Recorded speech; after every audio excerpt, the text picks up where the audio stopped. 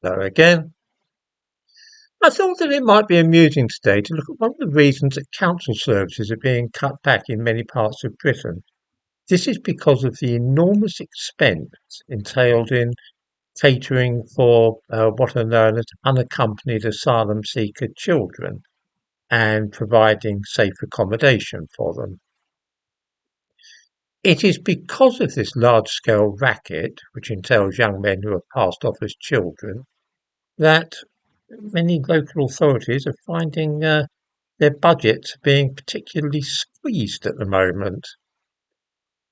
Before anybody accuses me of exaggerating or making unwarranted assumptions about such a matter, after all, how do I know that so many of those supposed vulnerable children are nothing of the kind?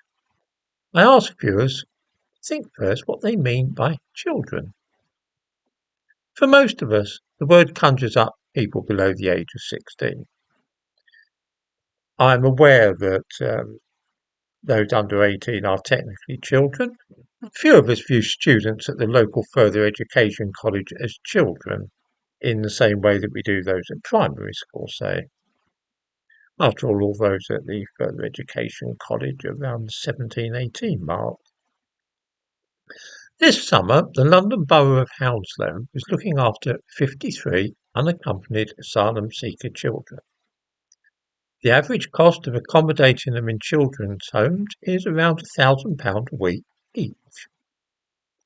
It works out at £2.75 million a year for the council taxpayers of Hounslow to fork out. Obviously, this means £2.75 million which cannot be spent on other things, such as services for old people, arts, and so on.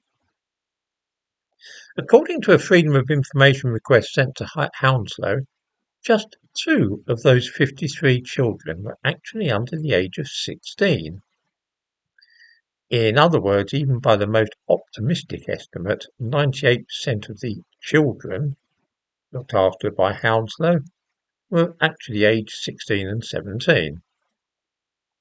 In the Welsh local authority area of Carmarthenshire, things are even worse. There are 23 unaccompanied asylum-seeker children being looked after there, and according to the council, the placement of each in unregulated semi-independent living accommodation costs £306,000 a year. That's £7 million a year, which that local authority could perhaps spend elsewhere. The reason, of course, that almost 100% of these unaccompanied asylum-seeker children are supposed to be aged 16 or 17 is that it is actually part of an immigration scam. If you're a child, you're not bunged into the nearest hotel and left to your own devices. Instead, you are cosseted and cared for and treated as vulnerable and sent off somewhere where a lot of money will be spent looking after you and taking care of your needs. It's a great advantage for a young man, a young illegal immigrant man, to be treated as a child rather than an adult. You see, these children, all of whom are, by the way, male, are really young men, most of whom are lying about their age.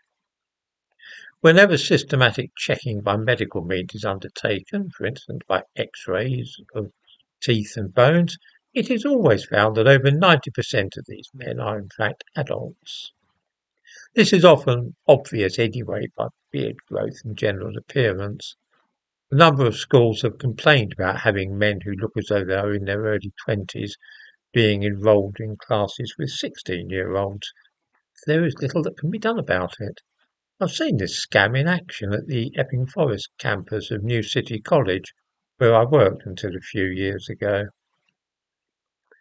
The local government association is begging the government to do something about this scandal, because in some London boroughs, Kensington and Chelsea, Hounslow, a third of the children in care are unaccompanied asylum-seeker children.